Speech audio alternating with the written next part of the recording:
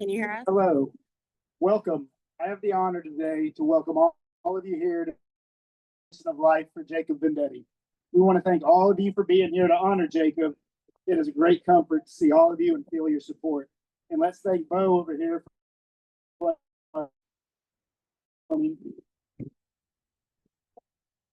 those that don't know me, my name's Craig Fortenberry, and I'm Jacob's uncle, Pam's brother.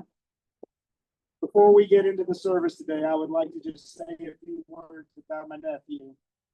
Jacob lived his life with courage and faith. That is how I'm going to remember him for my earthly life.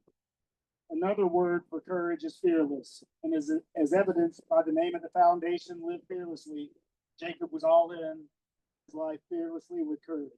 As it says in Joshua chapter 1, verse 9, have I not commanded you? Be strong and courageous. Do not be frightened, and do not be dismayed, for the Lord your God is with you wherever you go.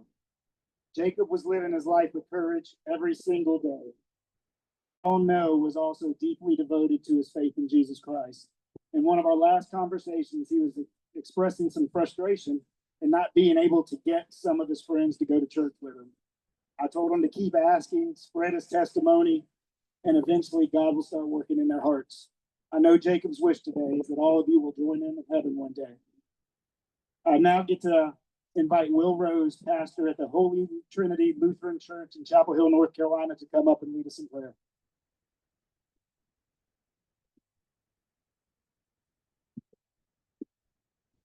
Hey everyone, I am Will Rose. I'm super honored and humbled to be a part of this celebration of life today.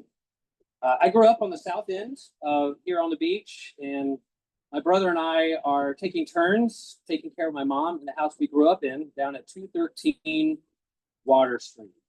I do serve at Holy Trinity Lutheran in Chapel Hill, but because of helping my mom, I'm back down here a lot and hanging out with her and down there at the south end and playing in the ocean. I met Jacob hanging around the south end, and since I'm in Chapel Hill Post, leading some connections and help in the Triangle area leading up to his need for a transplant. So I reached out to him.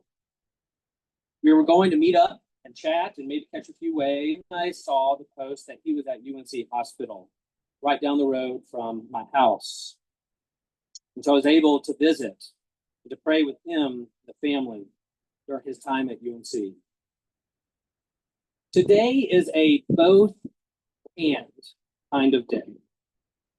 It's both a day of gratitude, celebration of Jacob's life and witness, and it's a day acknowledging that we will miss Jacob deeply. That grief is real and heavy. It's a natural part of our relationships. So, everyone gathered here, you have permission to feel whatever you are feeling. Grief is love, and our bonds enduring. I have two scripture verses written on my surfboards between the fins. One scripture is Psalm 93, verse 3 through 4, and the other is Genesis chapter 1, verse 2. Psalm 93, verse 3 and 4 reads this. The floods have lifted up, O Lord. The waves have lifted their voice. The waves lift up their roaring.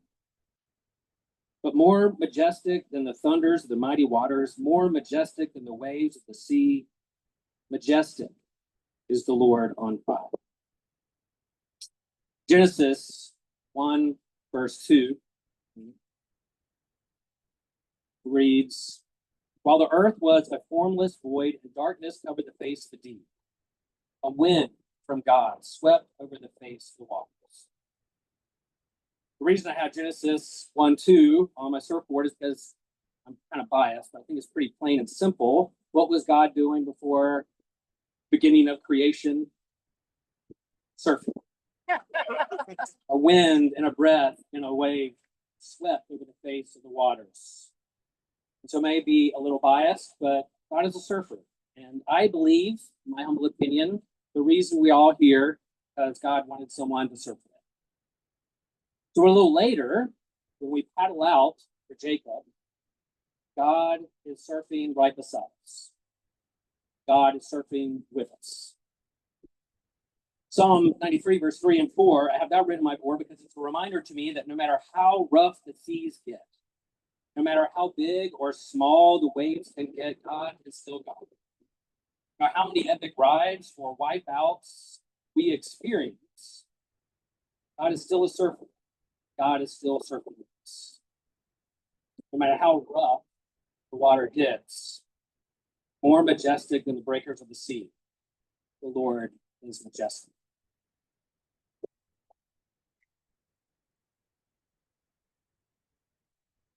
And so, as we begin this memorial service and celebration of life, I do invite us to take a moment, just pause, be still, to take a breath and breath. And then look around and see Jacob brought together. Hear the ocean, feel the breeze. God is here. God is surfing with us. I invite you to do what you do. Oh God of grace and mercy, we remember and celebrate before you today, Jacob. We thank you for giving him to us to know and to love as a companion in our pilgrimage on earth. In your boundless compassion, console us who mourn. Give us courage and faith that we may have strength to meet the days ahead. Help us in the midst of things we cannot understand to believe that there is nothing that can separate us from your presence, love, and care. Give us faith to see that death has been swallowed up in the resurrection of Christ, so that we may live in confidence and hope by your call. One day we are gathered to our heavenly home in the company of all your children, with Jacob. Through Christ, who lived, died, and rose again. Amen.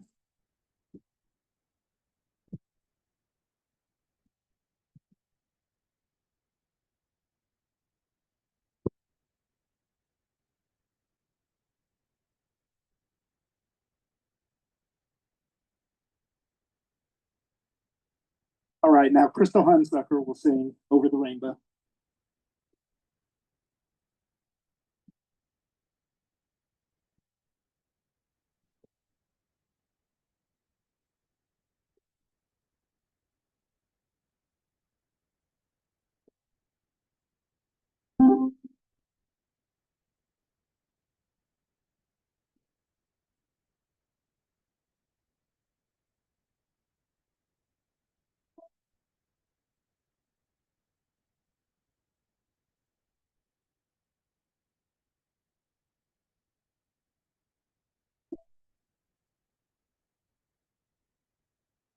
Somewhere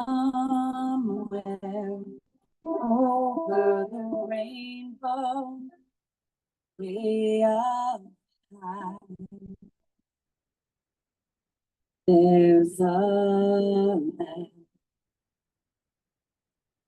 once in a lullaby.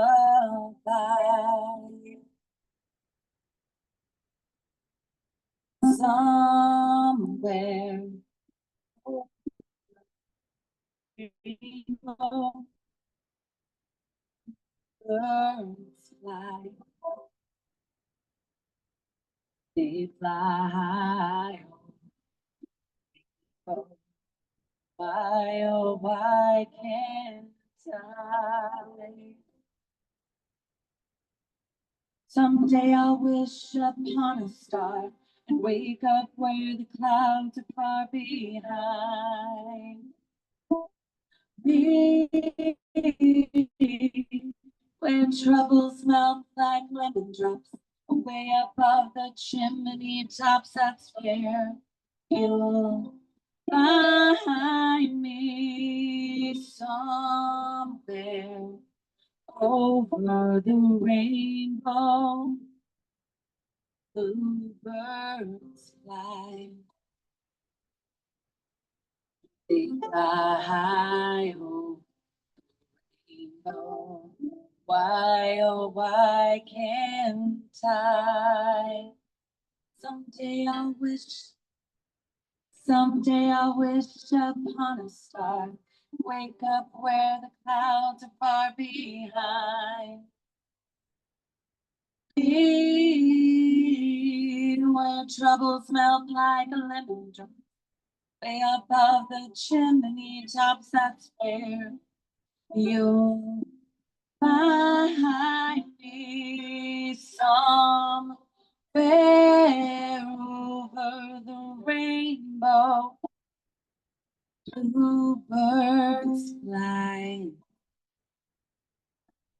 oh, they fly over the rainbow. Why, oh, why can't I?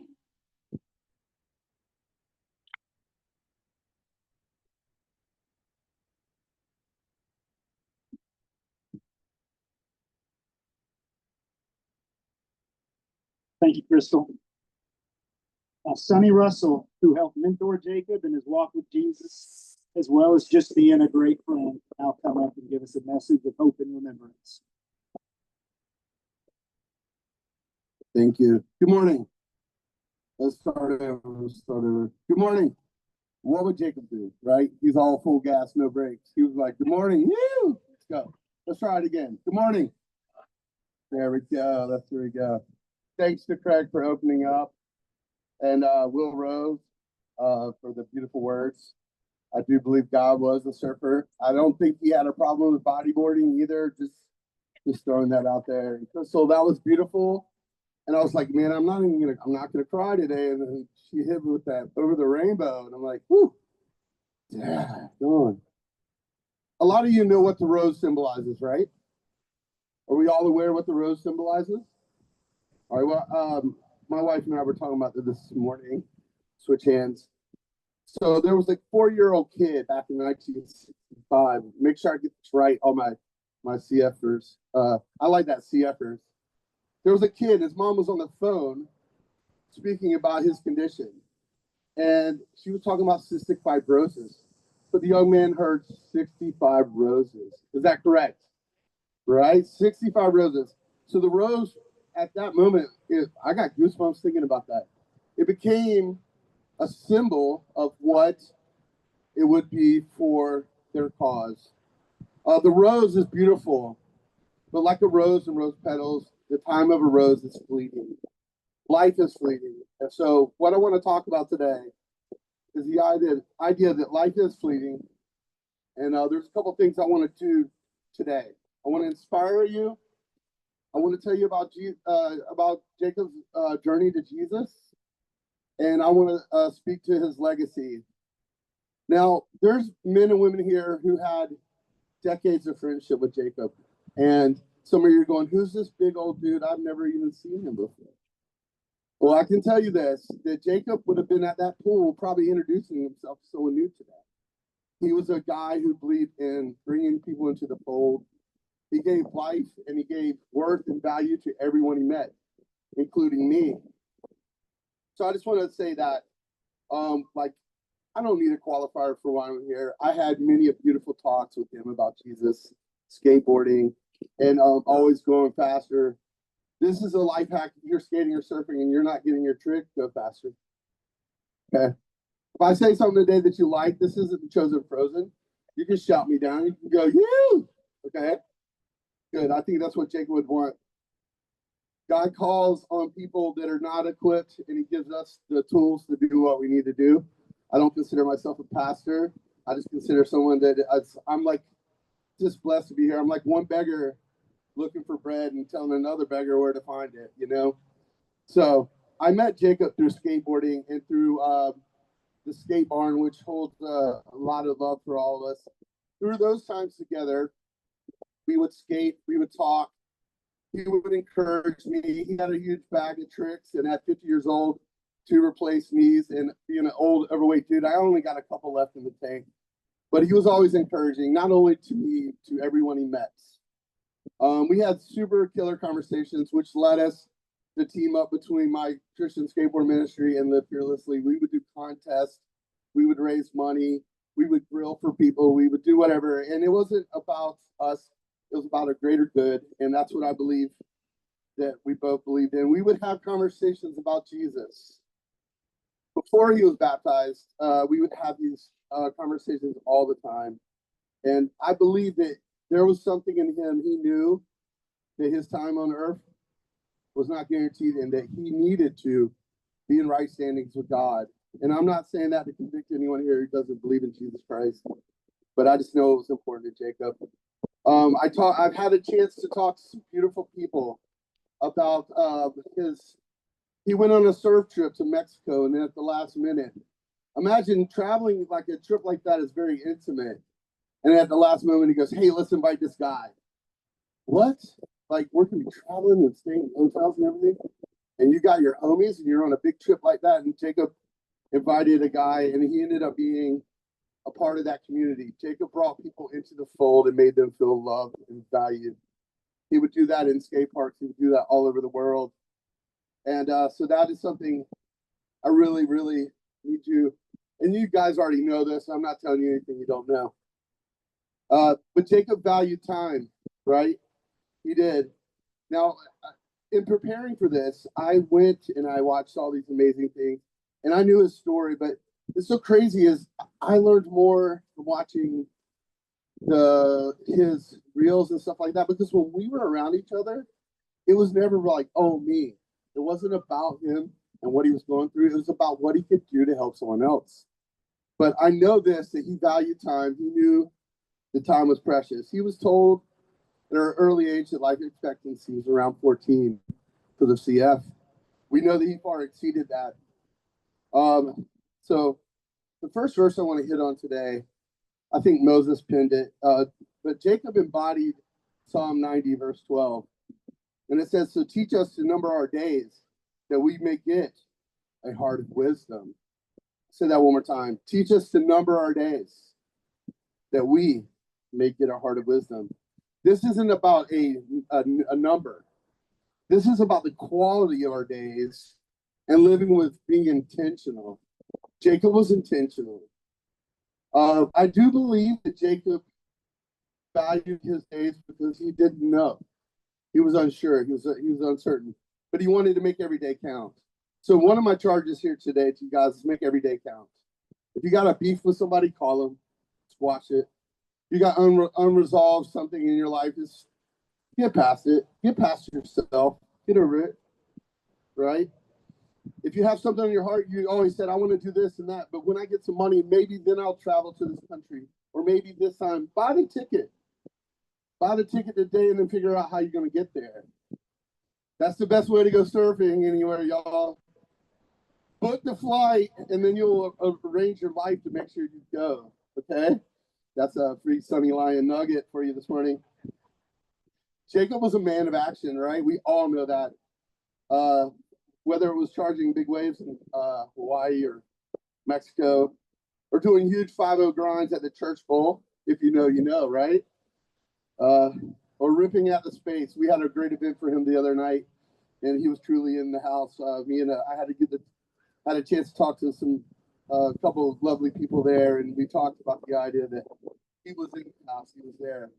Now I want to pause for a second and remember what I just told you. He charged huge waves of consequences. In his goals at the church bowl, they were absolutely gnarly. He did this with 30% lung capacity. We got some strapping young men and women here right now.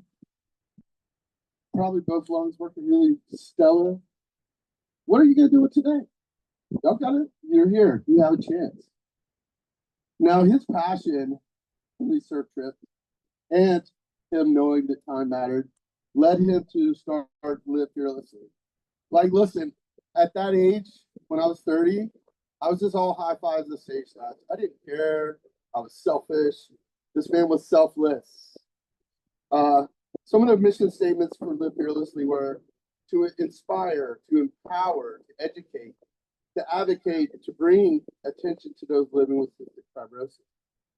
He would go on to do scholarships, and I might be wrong. He might have exceeded this, but through my research and Wikipedia and Google and Instagram and all those things, And I know I have some of his foundation here that can tell you more.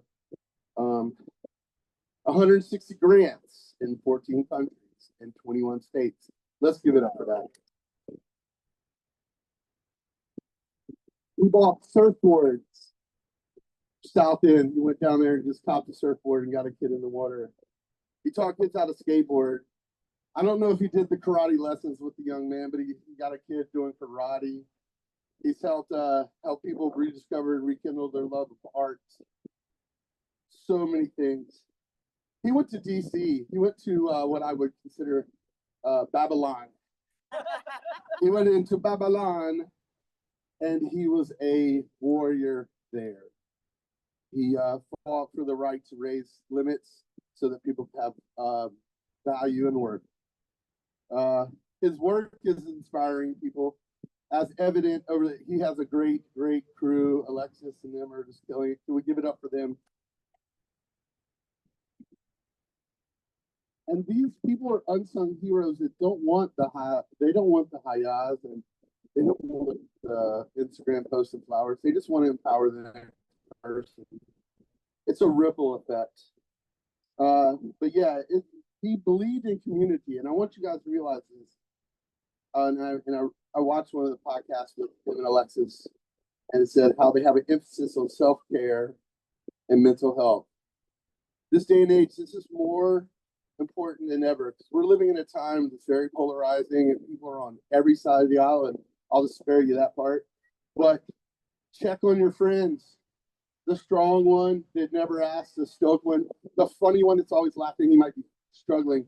The young lady that seems like she's got it all together, but really could use a phone call. Going through what he went through, he had dark days. It wasn't all chest head highways and glassy aprons. There was days where it was rough and rocky. So make sure you're checking on your people, okay? Jesus was important to Jacob, and it was important to me. And some of the greatest conversations we had weren't about the best surfer or the biggest wave or what was happening in Nazaré or throughout the world. It was about Jesus.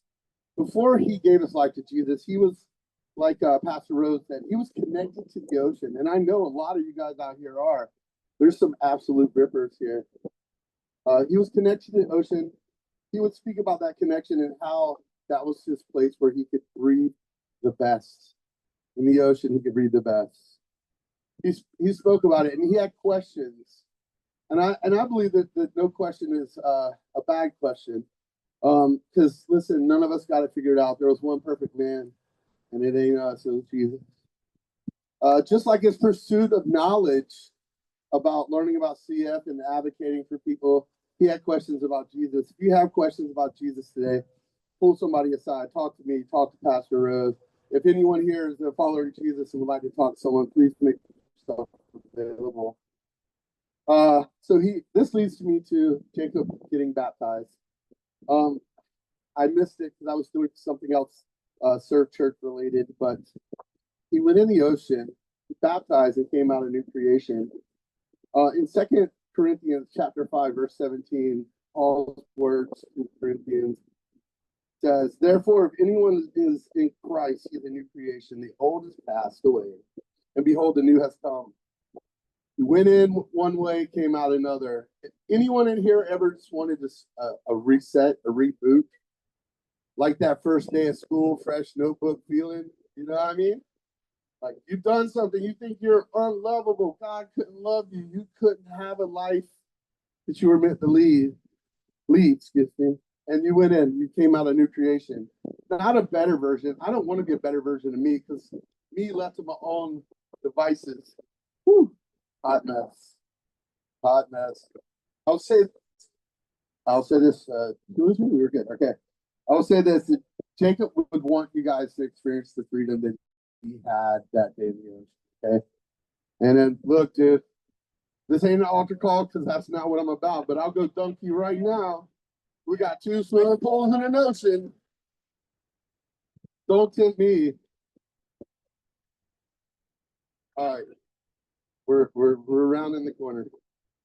You still with me? Can I get a you? All right, good. All right, in June of this year, Jacob and a team of amazing people, dubbed as Crossing Fearlessly, went from Bimini to Florida, which is 80 miles. We tried to wrap our head around that. 80 miles. I don't know. I don't know what the strand. What's the strand of north end to south end down here? How many miles is that? 4 or 5. And on a good day, it's pretty easy peasy, right? If you're that athlete. Oh my God, my house and cat would have to be on fire. My wife. I said my cat before my wife. I'm in trouble. It would take a lot for me to get 4 miles, let alone 80 miles across an ocean. That is beautiful. Now, this would be his last amazing public accomplishment that I know of. And I could be wrong. But it certainly wasn't his last accomplishment. Just look to the left and right of you right now, please, if you would. And, yeah. This is his legacy. This is his story does not end at the parade. It lives on through each and every one of you here. And the people up in the good seats up there, Jacob would have loved you too. In Romans 8:28, it says, and we know that for those who love God, all things work together for good, for those who are called according to his purpose. Now it's tough. This is a verse that you could write off, or you could say, bro, I am hurting, and there's no way God's going to use this for good. But I believe strongly that he is using this moment right now, right here, Jacob's passing to, we've already seen the fundraising and the outcry. His so-called informal paddle was breathtaking and just something to be, I mean, that was like huge. So in his death, things are still happening, things are still moving, and it's okay. And I'll give you, you don't need my permission, but if you were on the fence about how you feel, you can be mad. You can be mad. You can be mad at God. God's big enough for that. You can be upset. You can be mad at Jacob for not being here because you love and want to hug his neck one more time. It's okay. Just process it. Work it out. Take your time with it. I think that's something our culture needs to do more of. Instead of knee-jerk reactions, let's take time to think. Let's take time to be intentional and pray.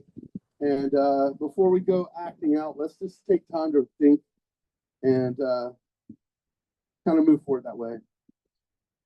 Now, this is a quote, and I had to watch this thing a couple of times to get it correctly. But Jacob, in his own words, said, living fearlessly isn't just about facing obstacles. It's about thriving, finding purpose, and embracing every moment with courage and hope. He doesn't say here, and this could be the Apostle Paul or any one number of things, and I believe that he's at the feet of Jesus, and they're saying, well done, Jacob. But he's saying, hey, it's not about just facing obstacles. It's about how we go through it, how we go through tough times. What that is the measure of who we are. Now, this tragedy did bring us all together. And in the final moments I have with you, I just want to reiterate my charge to you today. First, we're celebrating. So this is celebration. Can we celebrate? Yeah, there you go. Again, he wouldn't want us to be sad. But he would want us to move to action. He would want to call each and every one of you guys to do the next thing, to help. And, you know, he was passionate about CF. And my charge to you is, what are you passionate about other than a good day in the ocean? What are you passionate about? Who can you reach out to? You don't have to go to Bimini and cross the ocean. You can go over Banks Channel and start your ministry today. So be passionate.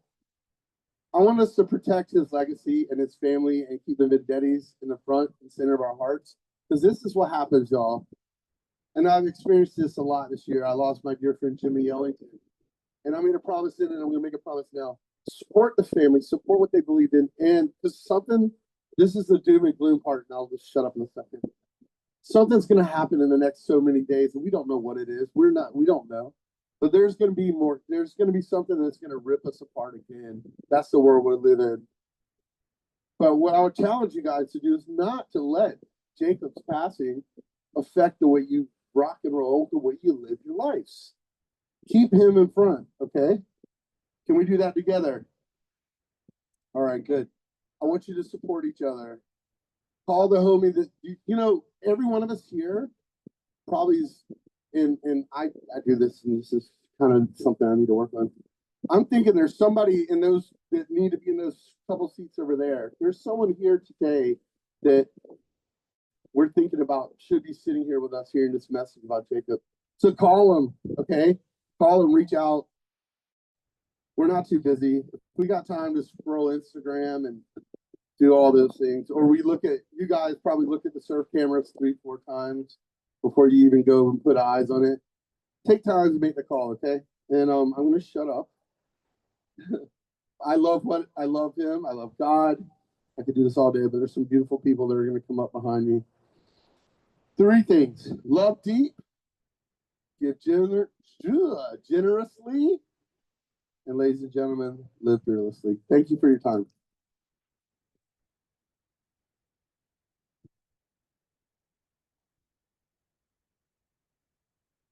Wasn't he great? Whew. Thank you, Sonny. We'll now have some of Jacob's friends and family come up and offer their tributes about Jacob. First, we have from the Live Fearlessly Foundation's board, Devanshi and Travis.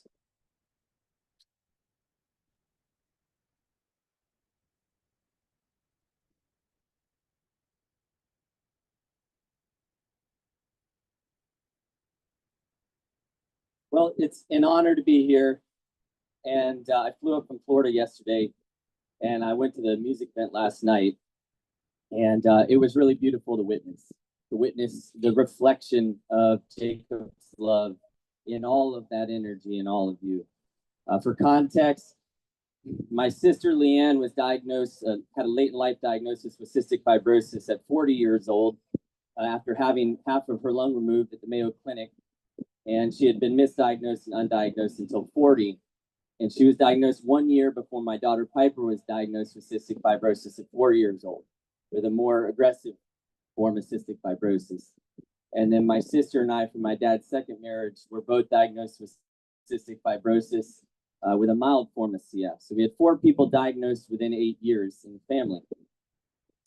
And there's one word that really stands out to me from a life facing chronic illness and with cystic fibrosis, and having a lot of friends and family witness them pass over the years from CF. And that's the word revelation. And the word revelation, as many of you may know, is mentioned several times in the Bible. And in reflecting on Jacob's life and his recent passing, I really went through this process of what it was revealing for me. It's an inward reflection, right? What is it revealing for you right now? The first time I met Jacob, he had reached out, and we had started a grassroots organization for CF in my daughter's name. And we were offering a scholarship called the Forever Stoke Scholarship. And it was to empower people with CF to get in salt water because it's so healing. And Jacob reached out, and we were introduced over Zoom. And the moment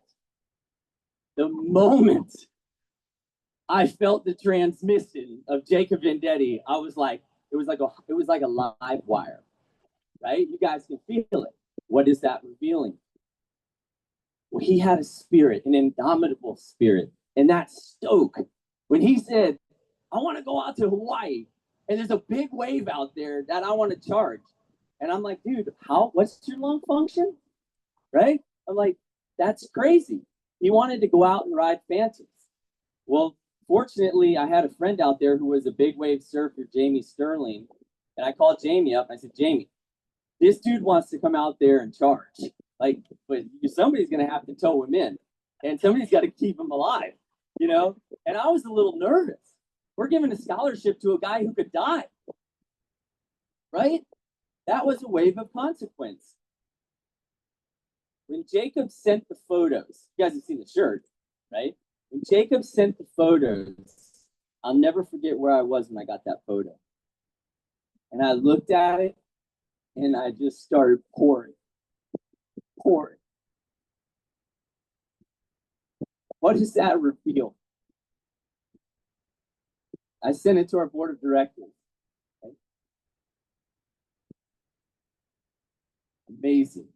That spirit that I would hope for my sisters, my daughter, for anyone. That was the first big wave. The second big wave I want to share about the connection with Jake was the crossing this last year. Jacob and I have known each other for almost 10 years. And we connected, right? I've supported him with Live Fearlessly. And we talked, and, he's like, hey, man, he's got to get a transplant. That's a heavy road. That's a big weight to carry. There's a lot to process and prep to get your lungs taken out of your body and have somebody else's lungs put in, and to live it and survive it. And there are many times those patients don't ever leave the operating table, or they don't make it a year or 5 years. Scott Johnson is here, local here, and he's lived over 24 years with his double lung transplant, and an incredible mentor to Jacob.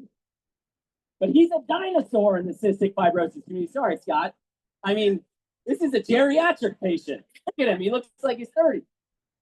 I mean, come on. But Jacob said, I want to do the crossing. Okay.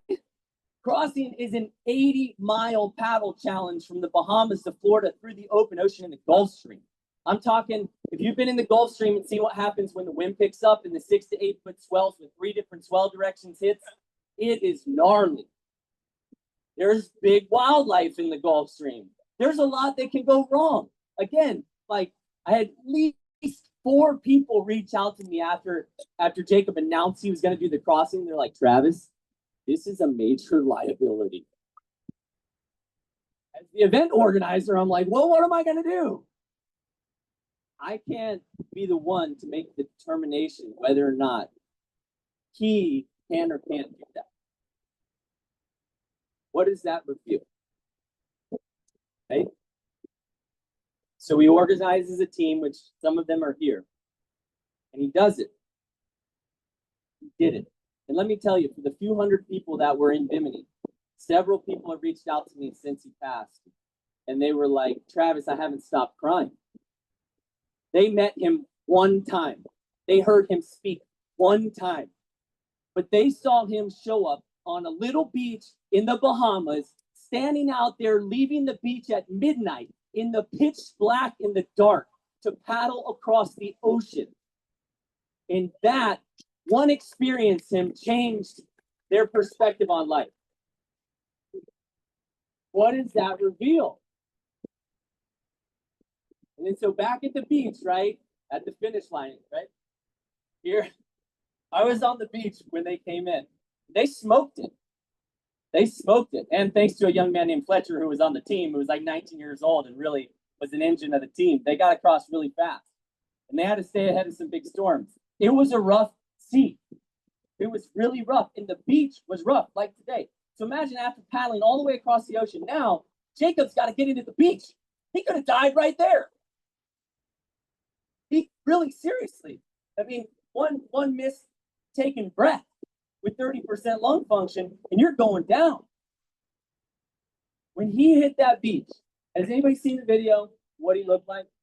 When he hit that beach, he was exhausted. He was carrying himself up the beach. You could see himself carrying himself. That stamina, that courage, that spirit.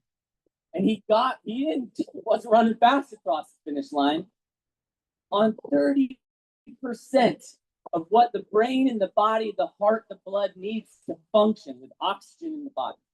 And he came across that finish line and he did this.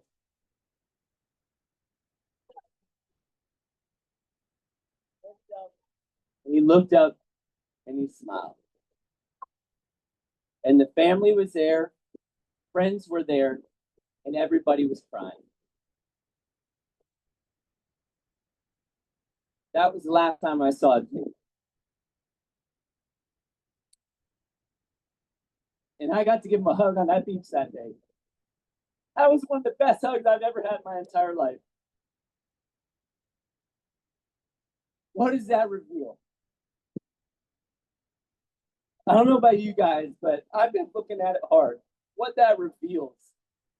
When you look inside Jacob, if you look inside him and you see what was inside of him, and you turn that around and you look inside yourself and what he did to inspire us to be here, and that connection to something greater,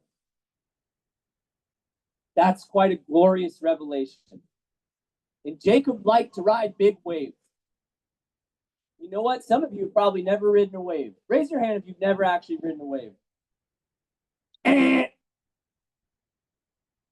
You're riding two big waves right now, baby. You want to know what they are? You're riding Jacob's spirit in the biggest wave of all, which is the one that he's riding right now. You're riding God's love. And doesn't it feel damn good?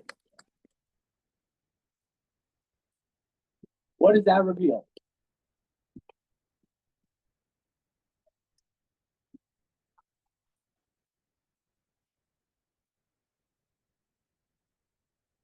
Thank you, Travis. Was beautiful. Hi, everyone. I had to write it down because I don't think I could have done it. But I first came across the Live Fearlessly Foundation in 2022. It was just a few months after being diagnosed with cystic fibrosis. For context, I was born and raised in India, and I moved to San Diego, California for college in 2021 at the age of 19. And after being connected with Live Fearlessly Foundation, from the very beginning, I was struck by the relentless work Jacob was doing. Sometime in 2023, if I remember correctly, Jacob called me in the middle of a panic attack, something he was experiencing as a side effect of newly starting Trikafta. For those of you who are not aware, Trikafta is the life-saving drug for many cystic fibrosis patients that qualify. And we talked for that day for the first time. And in that moment, he stopped being just another CF connection. He became a friend who trusted me enough to reach out during a tough moment, a friend I came to love. From then on, our bond only grew stronger. We FaceTimed, checked in with each other, discussed ideas, and talked very regularly. When Jacob asked me to officially be on the board for Live Fearlessly, I did not have to think twice. Since I was 13 years old, I knew I wanted to help people, especially others like me, but I did not exactly know how. Jacob gave me that direction. He became a mentor, guiding me, teaching me, and always encouraging me to chase the things I was passionate about. Last year, I finally had the gift of meeting him in person when he came to San Diego. We spent the entire day together from morning until night, and I cannot emphasize enough how beautiful that day was. It was exactly what I needed.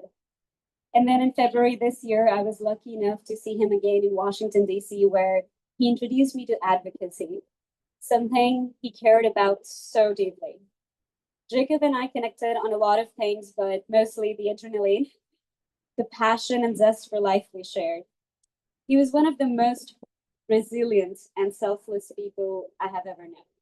Like the most extreme meaning those two words could hold. That was him. He was always finding ways to help others, even in the middle of his own struggles. And that's the kind of person he was. Someone who changes you at your core. Someone you're forever grateful to have known, because after that, you can never go back to the person you were before. That's who Jacob was for me. I know I will never look at the ocean the same way again without thinking of him. He always wanted me to visit Wilmington, the home he loved so deeply. And Jacob, if you're listening right now, I'm here, and you were right. It is very beautiful. I always say, don't aim to live long, aim to live big. And Jacob lived big, very big. And I promise you, Jacob, this, that what you started will live on in me, in everyone here today, and in the countless lives you touched all over the world. I love you, Jacob. We love you.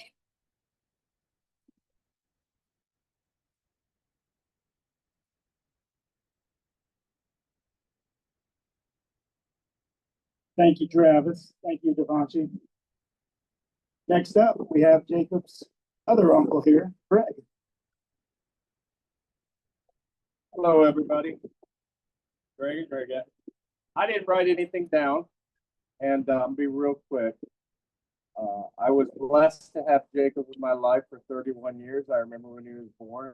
I was with him when he died. And Jacob's just like everyone here. We all had our struggles in life. And the last 4 years, I haven't really been around too much.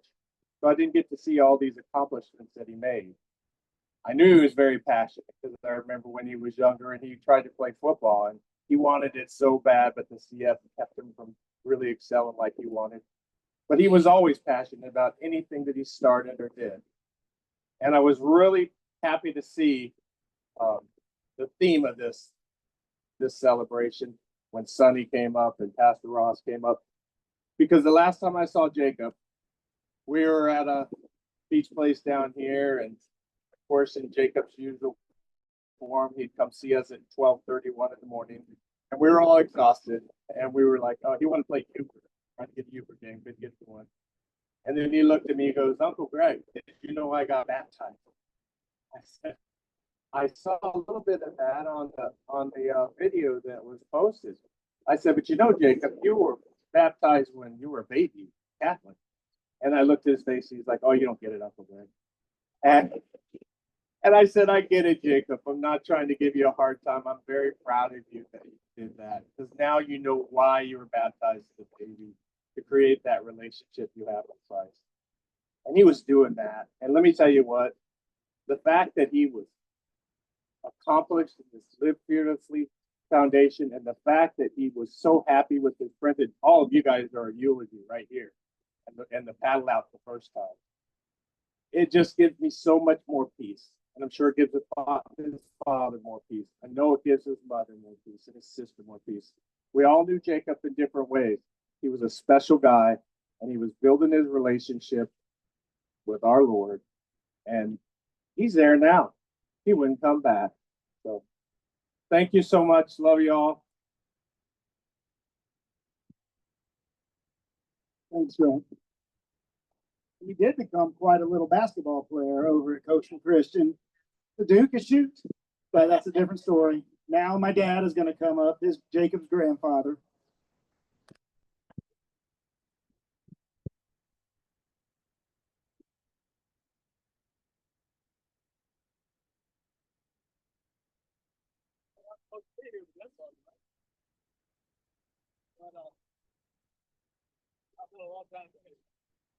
I've spent a long time with Jacob. This was Jacob. Take a deep breath and live fiercely. Make it happen. This was always the way he was. All the times I was with him, he had CF, he had 30% breathing, but he would take a deep breath. He'd say, "I got it, Grandpa. I got it." And then he would take action, and he was great. So that's Jacob. That's how I know Jacob. Jacob and I played golf with Jacob over 100 times on golf courses around the world. I've been to his surfing destinations, and Jacob would always say, "Grandpa, you should be out here surfing with me." And I'd say, "Let's go to the golf course, Jacob, and I'll take you on." But he would tell me right now, "Grandpa, you're at the beach. You have the wrong hat on. The golf hat, put the surfing hat on." So here we are.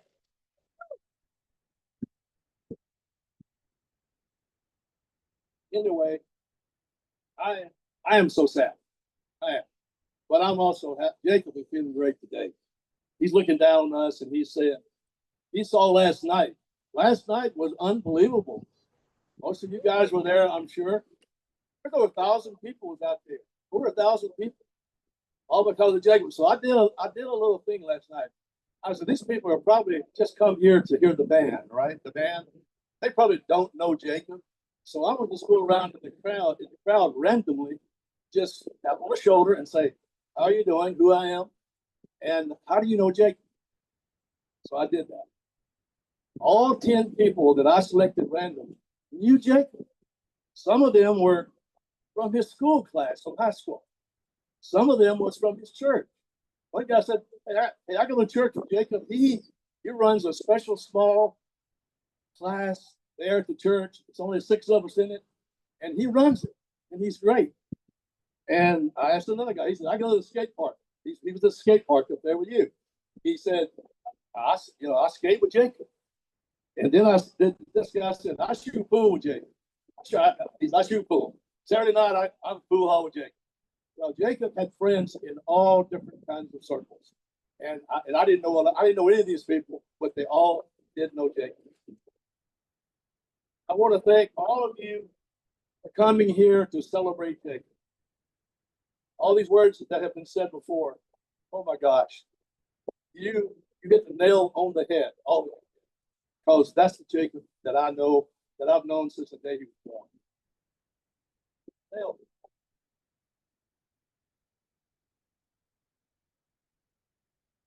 I want to do 3 things. I want to thank all the people who are here. I also want, and certain people who are here. I also want to tell you the Jacob that I knew, and also the Jacob that became, because Jacob grew in the last couple of years and at an unbelievable pace. And I want to kind of tell a little bit about that if you have time. But first of all, I want to know in this crowd, and there's a lot of people here. Wow. How many people are here from outside of North Carolina? Could you raise your hands? Where are you? Where's this crowd from? Buffalo, New York. Texas. Where? Georgia. Illinois. South Carolina. California. How about that? Where? Where is that? No, Florida. Anyone else? Any other state? Ameritas, are you in the audience? Ameritas? I know you're from the Philippines, but I don't see your plane probably got delayed. But I know you're on the way. Anyway, that shows the outreach that Jacob had. How his outreach. And this outreach was through his foundation. It was through himself. It was through his family and through his friends. Jacob is well known throughout the world, I can assure you. Venditti and Travis, my gosh, you guys were an inspiration to Jacob. He talked to me about both of you, how great you were. And thanks so much for being here. And Travis, we were down at your crossing. What an event you had. It was awesome. And Jacob, he worked hard for that. He trained hard. Jacob together a team. Jacob said, if I'm going to be in the crossing, I'm not going to come in last place. That's for sure. So he got 3 guys, Bob Brown and Gabe Morales and Fletcher Whittle. My gosh, he had a team. I went down there and we were with those guys. Fletcher, you're awesome. Fletcher is an animal. You put him in the water, he takes it home for you. So that's basically what was happening. 19 years old, right here in Wilmington. And then Gabe knew how to do everything. He knew how to get a housing. He knew how to get the transportation. He knew how to fix the boards. He knew how to do everything. He was a great guy to have on the team. And then Rob Brown came in. Here's this 6'4" guy from Charlotte who was on a pit crew for NASCAR. He didn't have an ounce of fat on his body. And so Jacob built the team. Travis, he was ready for you down there. Okay, he was. Well, personally, there's some people here I want to thank. We went to Huntington Beach, California, to the National Surfing Championships. A group of guys from right here in Wilmington went on that trip with us. And it was amazing. I spent a week with these guys.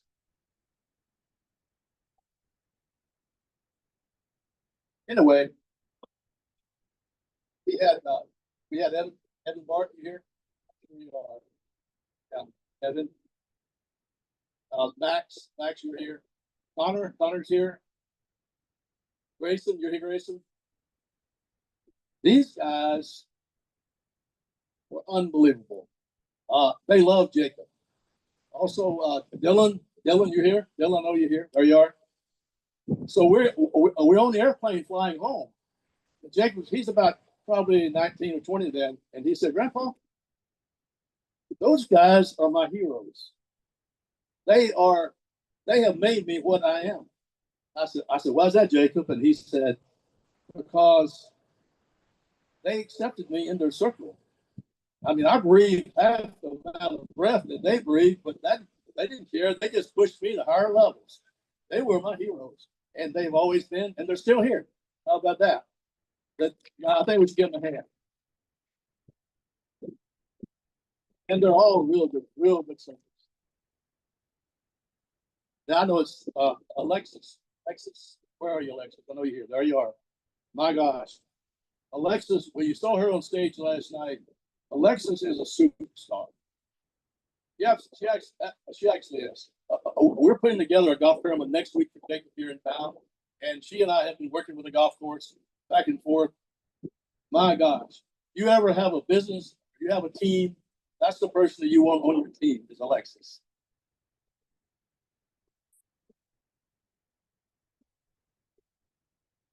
Oh, I can't have her, they said. I wonder.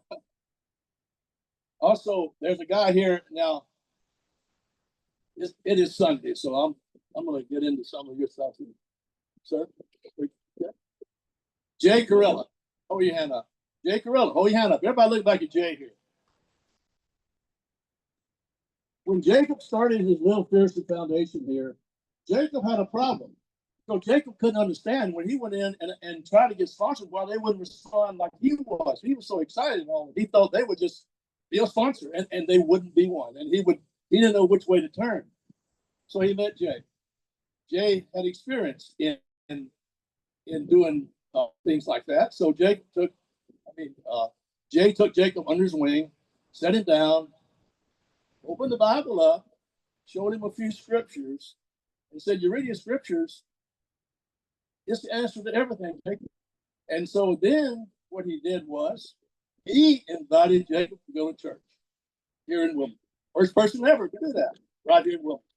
And that's a whole new story. When he went to church, everybody at that church fell in love with Jacob.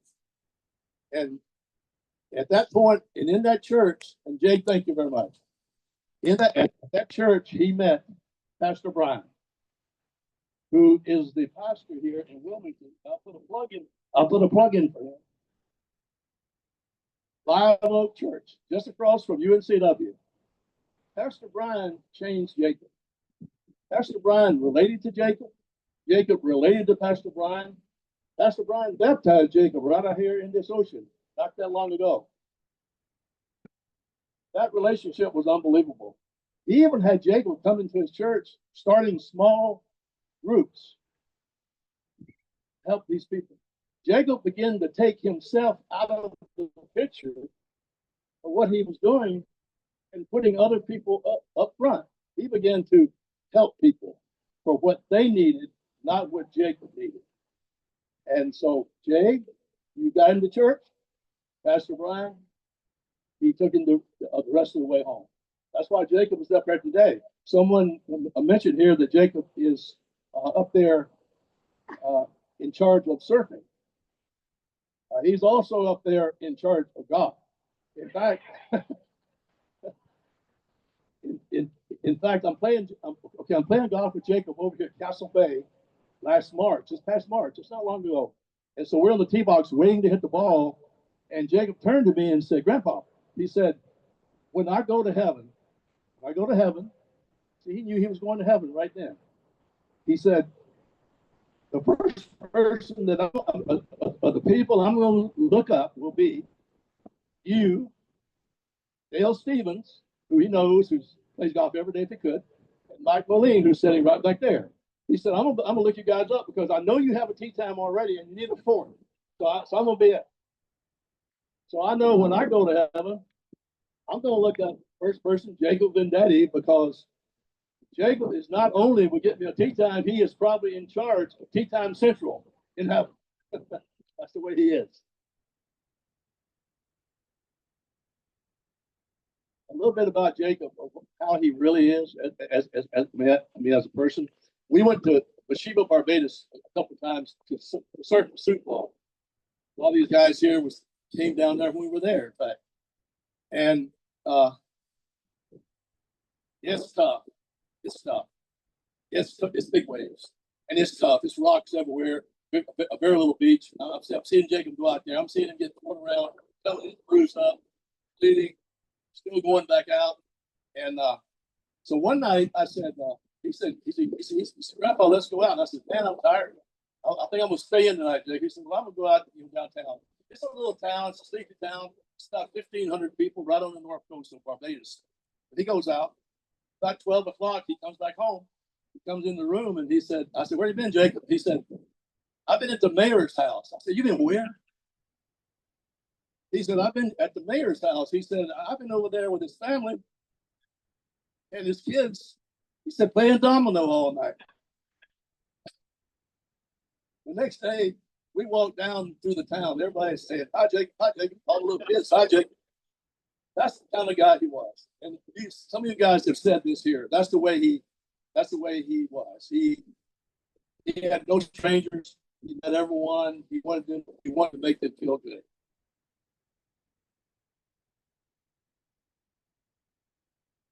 Thank you all for coming. I really appreciate this.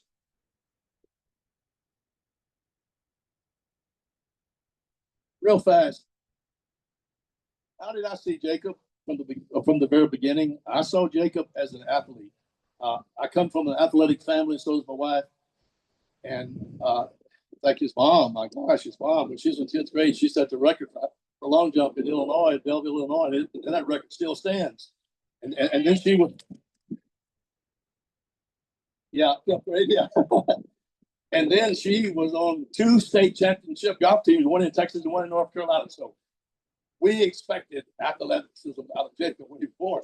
So when he's a little guy, about this big, I go up to Washington, D.C., and Alex and Pam have scheduled him to compete in a muffin busting contest. If you know what it is, muffin busting contest. So we go out there, and I'm watching Jacob because I want to really see if this guy has got it. Right? If he is an athlete, if he can continue on doing the things that we like. And so all these little kids would get on this little sheet and they would run out there and buck them off. And the goal was to stay on the sheet for 8 seconds. If you stayed on 8 seconds, then you won, or you got the ribbon or the trophy. All these little kids were falling off. 1, 2, 3, 4. Jacob's time. He's dressed up in a cowboy outfit. They got him really fixed up here.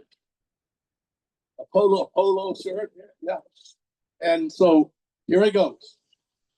8 seconds later, Jacob is still on the sheet, but he's underneath the sheet,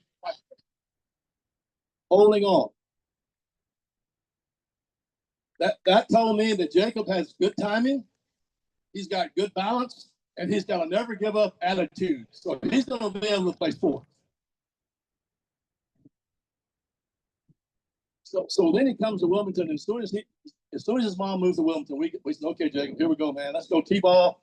Let's go football. Now here's Jacob. He's not a big guy, but he played in the line. Can you believe that? Well, you put a little guy with all these pads on, they look pretty big. And he did his job good there. But then we moved him from a T-ball into basketball. And as my son said, he could shoot. I'd go down there and we would shoot in his driveway at his basketball goal at night. And I said, Jacob, it's 11 o'clock. God, it's time to go in. He said, one more game, Grandpa, one more game. That was Jacob. That was what he was always like. But then he got to his favorite sports. His favorite sports were skateboarding, surfing, and golf. And he became real good at all 3 of those. He is a real good golfer. He could outdrive me 100 yards. You know, he had trouble beating me on the score. He could outdrive me.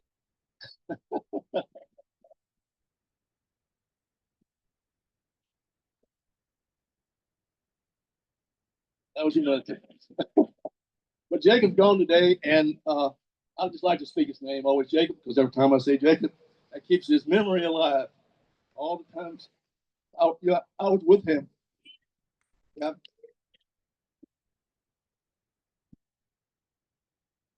To know him wants to love him. That's for sure. And Jacob wants all of us to do the very best in all that we do.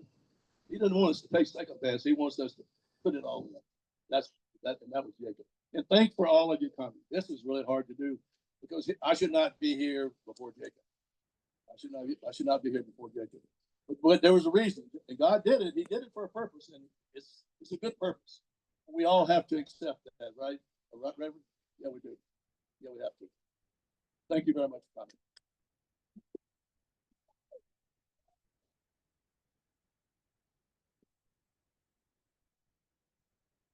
All right, now his dad will come up here, Alex.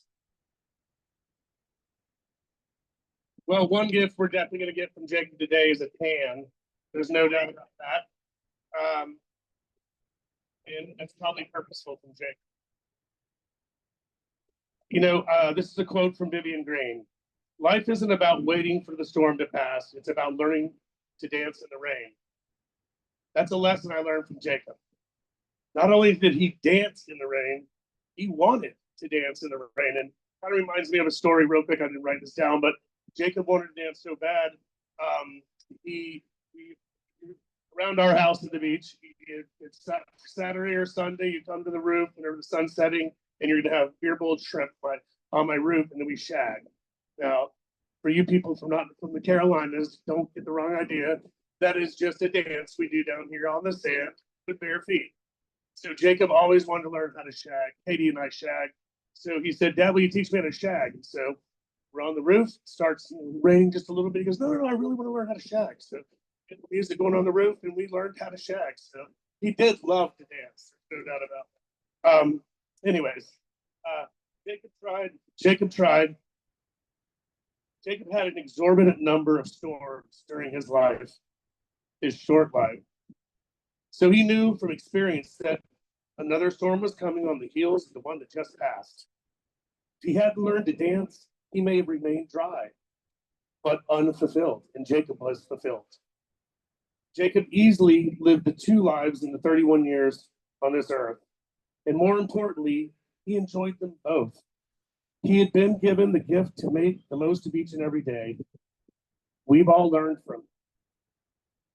My son lived his life on his terms.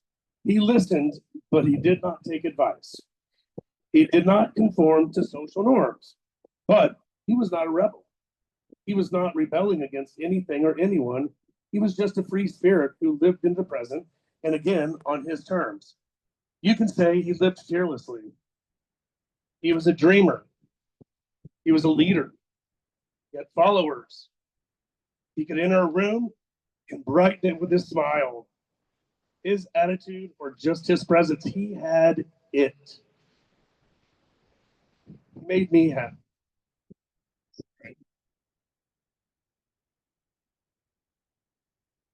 I learned over the last 2 months just how strong my son was. I've learned from him, his sister, his loyal crew of childhood friends, acquaintances, and his community. He literally made friends throughout the world so easily, and it was true to each and every single one of them. He supported them, he guided them, and he made them happy. He made me happy. He was a diehard romantic, and it would have been great to see him get married and have children. Yet I have solace in knowing that he did experience true love and love in general, both giving it and a lot of giving and receiving. I stand here today with a broken heart.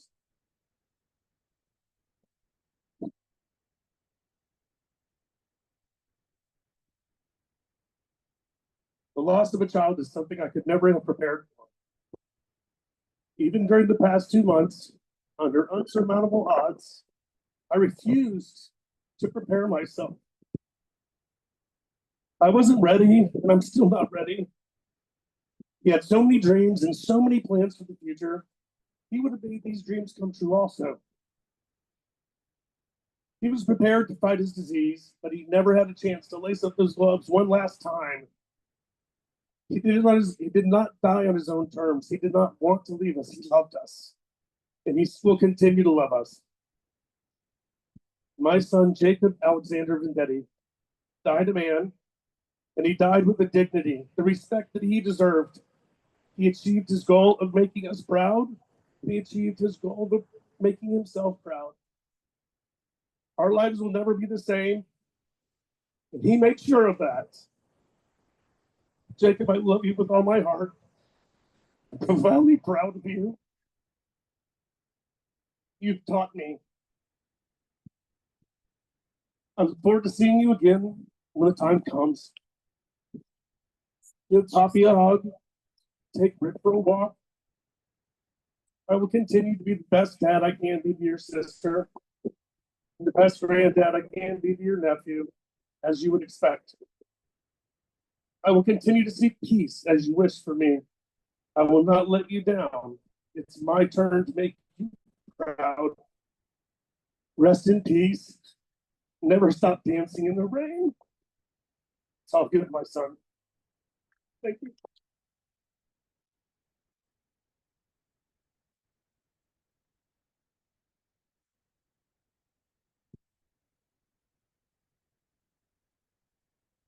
Now I'd like to introduce to you guys the most important people in Jacob's life, day to day to day to day. And that is Jacob's friends. Hang tight 1 second. And have Jacob's friends come up. You guys wouldn't mind? These are his closest childhood friends that spent a lot of time at my house when I wasn't there. More than I even knew. So, anyways, which one of you, whoever you guys. Hello, everyone. My name's Philip Davis, and grew up with Jacob in our wonderful neighborhood, Windward Oaks. If you live there, I'm sorry for the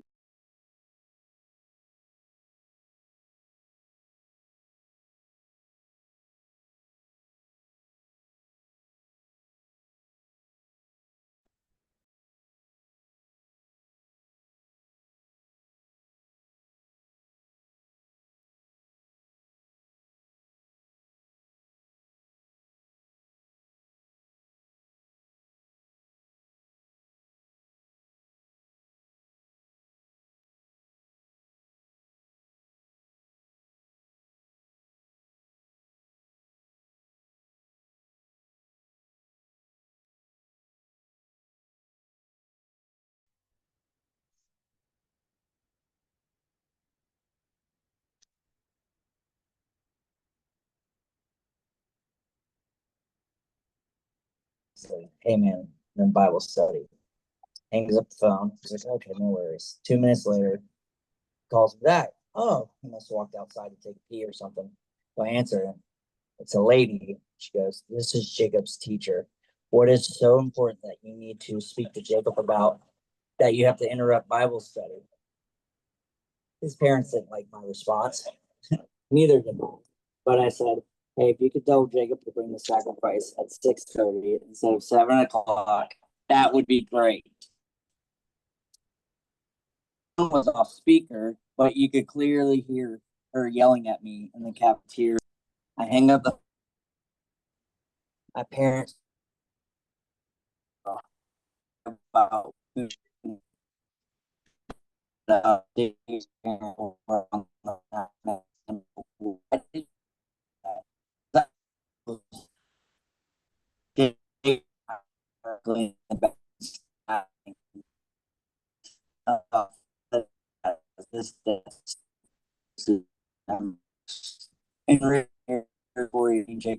for part to life. And I remember the last thing I talked to him about was moving to Hawaii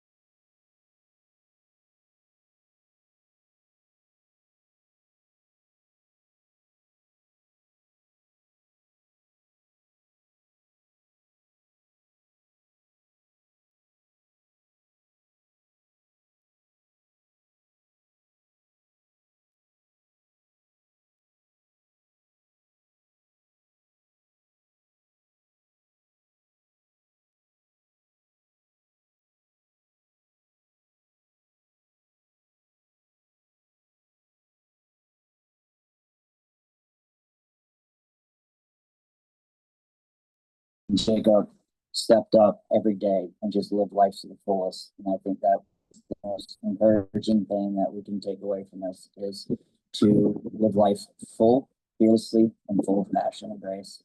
Thank you.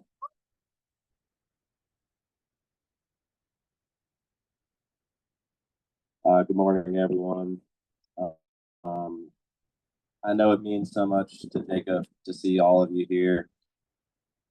All of his friends thank him so much. It's a really cool thing. I've been friends with Jacob for most of my life. And he was always an inspiration to me, a friend, a brother. Jacob always believed in me, himself. He believed in all his friends. And he would tell you that you could do anything. He'd say, Jacob, I don't know if I can do this, man. He'd say, dude, you got that. And that's how he lived his life. And he lived his life with so much love. And he loved all you so much. And I wish he was here for so much longer, but I'm just so thankful to have had so much time with him that I did get to have. And yeah, we just love him so much and love you guys.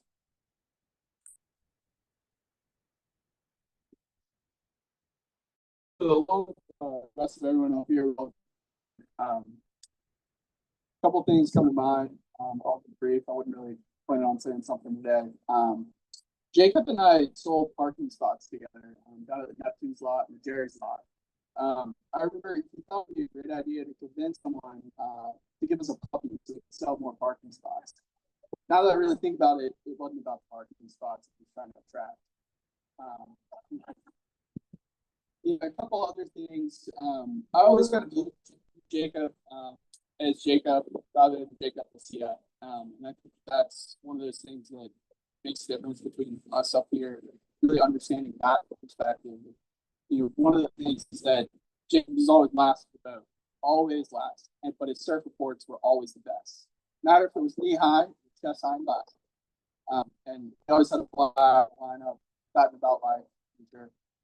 One of the swells that I remember we were both late to the boat on and missed the boat was a big inlet swell.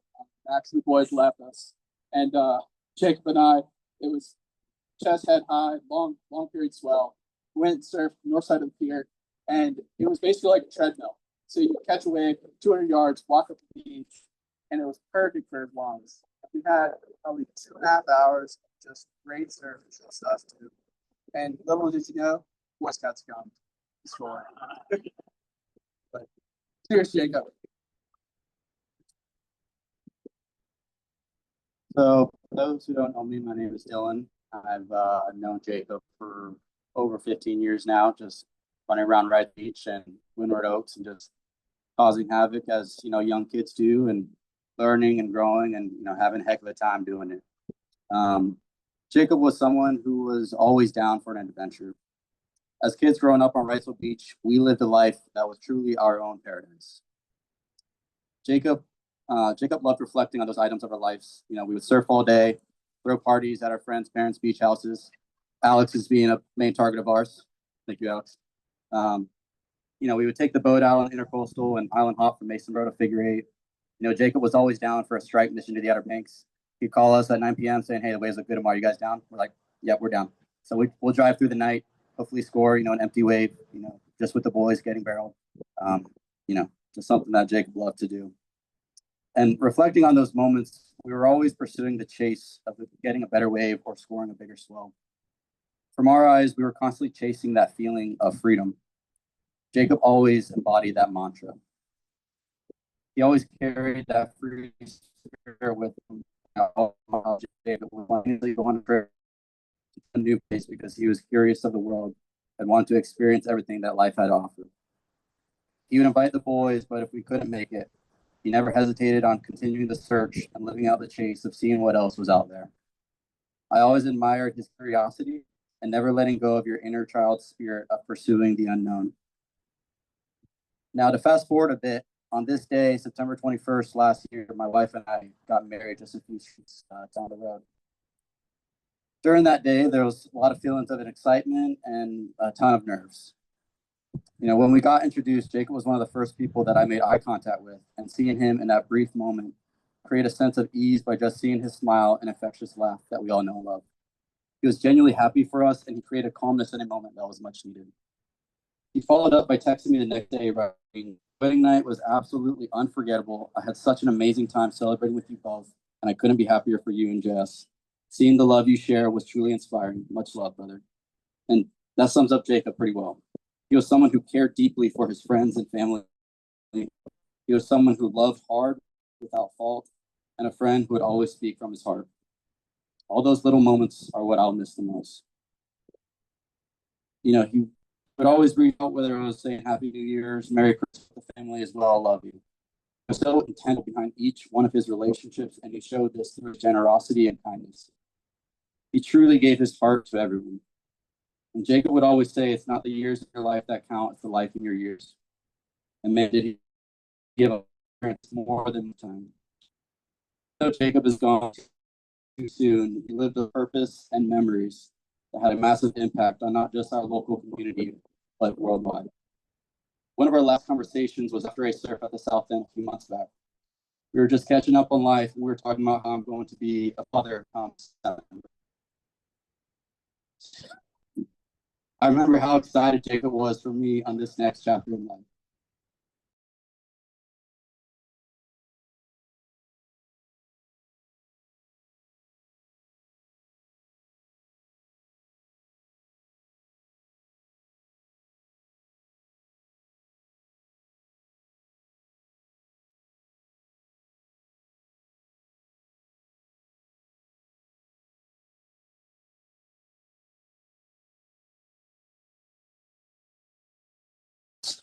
A couple weeks ago, Jacob passed, was the fact that if it wasn't for Jacob, I would not have these exact friends who I call my best friend.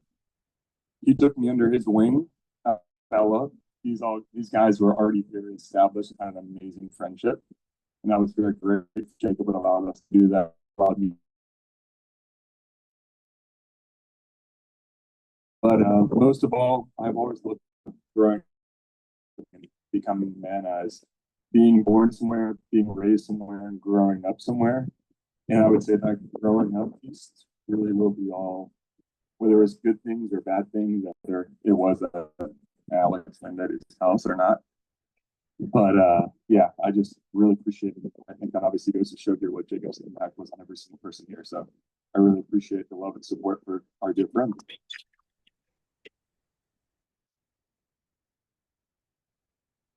All right, everyone, I'll try to keep this short so we can get in the water. A little hot, but if for those of you that don't know me, I'm Evan. I've had the absolute honor of calling Jacob my chosen brother since we were 8 years old. I didn't grow up with a brother, but God gave me Jacob. From Pee Wee football days to getting our first tattoos to traveling the world, chasing waves, we did it all together, growing from boys to men. Being with Jacob always felt like home, like family. I always felt this older brother instinct to look out for him. But if you knew Jacob, you knew he had a mind of his own. I tried to tell him to take it easy, especially once his health challenges came into play. I'd remind him that it was okay to slow down, to rest, but he just smiled and keep pushing forward. That's who he was. He never showed any fear, never complained. He just lived. And that's what he did. Jacob wasn't dealt the easiest hand in life, but you'd never know it from the way he treated people. He chose to love, he chose to give, he chose to fight for joy, for connection, for meaning. And yeah, I think we can't talk about Jacob without acknowledging the fact that he was pretty popular with the ladies. Not sure how he did it, but it was hard to charm. Lately, I've been thinking about when I'll see him again. The image I keep coming back to is pretty simple. I'm walking up the path, check the waves at C Street. The ocean is completely flat. And there Jacob is sitting on the bench. And I kind of ask him how it's been. And he just looks at me with that familiar smile and says, "Should have been here yesterday." Jacob, I want you to know how proud I am of you, of the man you became, of the love you gave, of the battles you fought. You were my brother and always will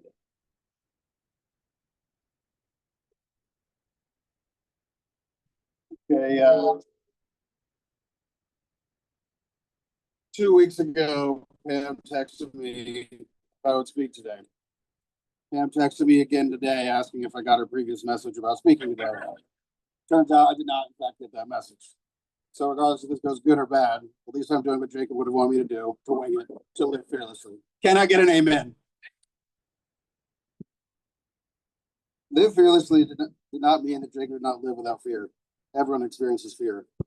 Jacob at a young age told us he didn't know how long he was going to be able to make it, and that was not easy.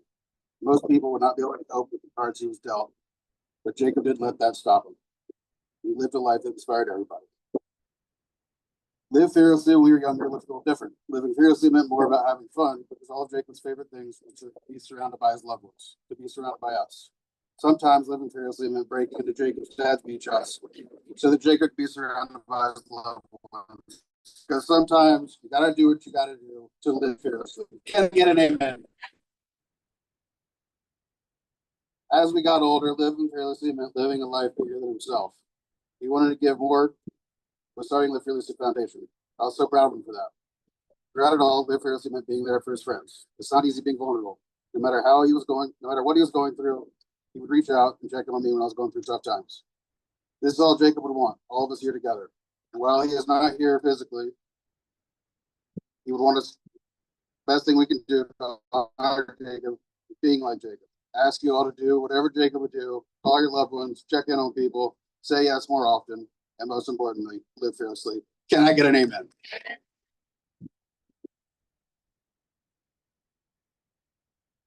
What's up, guys?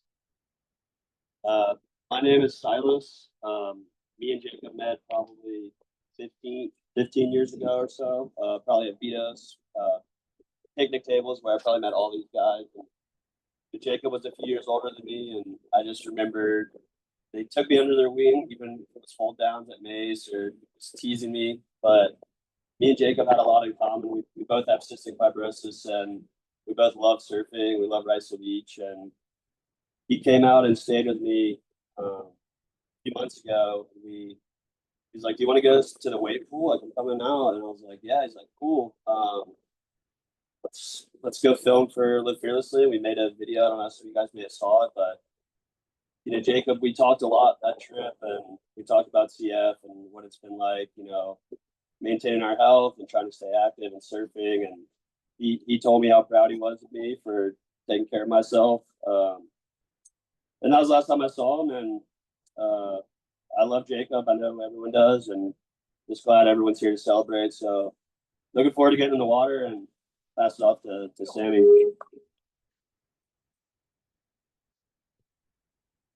Hey everybody. I'm gonna share a couple personal experiences because I feel like everybody here has very similar experiences with Jacob.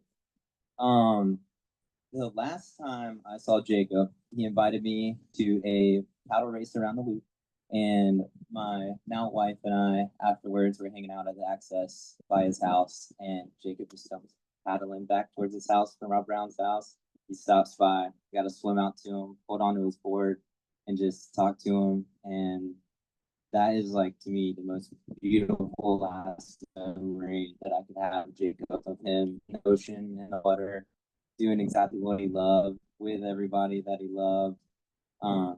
And yeah, always cherish that. But the first time I met Jacob, I walked into class with him, and I didn't know the guy. I didn't know anybody. I just moved to Wilmington. And I was scanning the room, trying to see, like, is there anybody I can identify with? I'm not going to talk to anybody. I'm way too shy to do that. But I see this guy with this, like, tattered and worn Tavik t-shirt, loose around the neck. You always wear those. And he just was covered in scabs, like elbows, knees, arms, legs, everything. I was like, that guy looks awesome. So I went and I took a seat next to him. Like I said, there's no way I was going to say, hey, this guy was too scared. But he just immediately started chatting it up with me. And not even 5 minutes later, he invites me over to the Mentor's house. They had a mini ramp on Arbor Island. I said yes, and he integrated me into this community, and he's done that with everybody here. I've gotten the chance to meet and become friends with all these guys up here and many of you out there. And all Jacob ever did was he just invited everyone to be a part of something. It didn't matter how long he knew you, but he wanted you to do something with him. So Jacob's athleticism, this story right here, blows my mind all the time. But Vintage created this workout called the wheel. So when you run the loop and you stop and do push-ups at every bench, you end it with suicide sprints at the volleyball courts. Invited me to do that with him. Didn't really work out much. So I was like, heck yeah, I can keep up with that. You know, he's got 50% lung capacity. This would be a perfect person to work out. So we go and we do the workout. I'm absolutely drained and smoked. We get to the sides and he just takes off from me. You know, he's like a whole lap and a half against the volleyball courts. And I remember that moment, it changed my life forever because I just realized, wow, I'm just a complete wuss. Or this guy's an absolute animal and I can't let him show me up like that again. So that was a big part of our relationship is everyone here, you know, pursued their passions, whether it's surfing, skating, whatever it may be. And Jacob did that for me and so many of you out there, you know,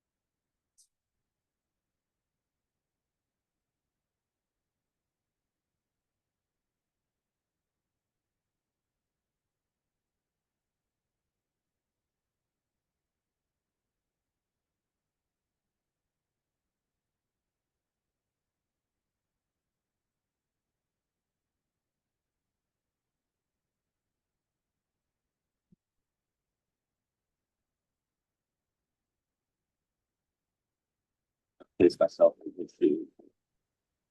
Really hard to do, but anyway, inspirational for sure. Yeah, yeah, you know, I'll never forget him. His fights and everything else, and you know, get a text a couple of weeks later, things like it never happened. All right. If you do well, you're a lucky person. I feel lucky. Stop it. Lay down. You're okay, lay down. So for those of you that are gonna do the paddle out, who are we gonna have tell them how to do that with you guys? Hello, everybody, back. So those of you that haven't done a paddle out, what we're all going to do is paddle out together for the most part. It is ripping. The current is pulling hard. So what we're gonna do, we're gonna walk down and we will lead you guys out. You're not a strong paddler, sorry. Let us know so that we can go with you and help you get out. It is going to be a little time sensitive because there's a giant concrete structure there. The lifeguards do not want us to be anywhere near it for whatever reason. So let us know if you're not a strong paddler. We'll help you out. We're gonna get into a circle. We're gonna hold hands as best we can, and we are going to speak with family, paddle, and splash, and then we will start to head in. And then as we will get in together. We will all meet right in front of here, the gazebo, and then as more people start to gather, we'll start to make our way down. And in a line, we will go all the way down. And then we'll lead you guys into the water, and then just follow us out in a single file line the best you can. And if you're not a strong paddle, stay to the right. You'll be on this side of the circle. All the strong paddlers.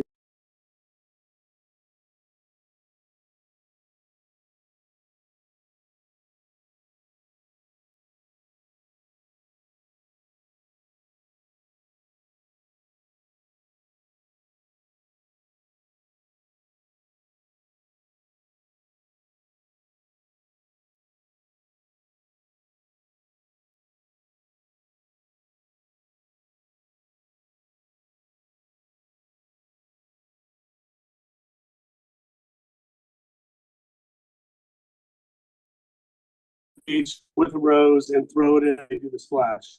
You'll see it. So, all right. So neat guy. This is Anderson Pritchard from 6 hours away in the mountains of North Carolina. Here you go.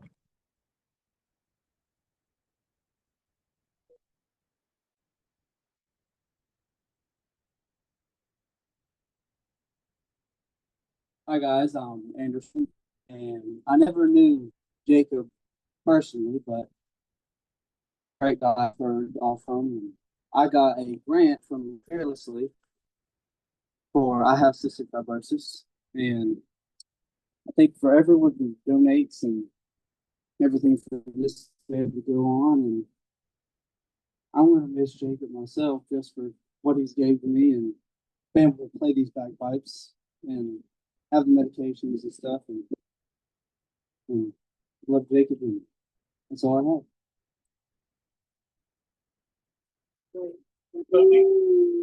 Because we don't know where and how Jacob affected people throughout the world. You know, who would have thought that Jacob would give a grant for somebody to learn how to play the bagpipes? You know, they have CF. So I mean, he just touched everyone everywhere. And thank you. And we can all walk well.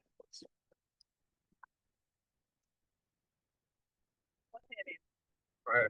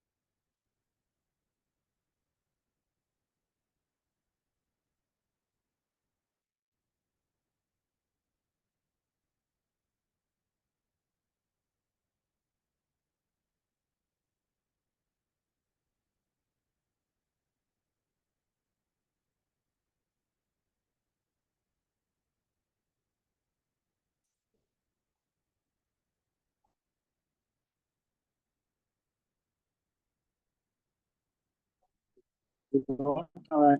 If you're not going out to the beach, on the balcony, on the side over here, that's where the room is that we're gonna have food and whatnot. You can go out there and watch it great from the balcony. So if you don't want to go on the beach, the balcony. Thank you. Thank you for all for coming.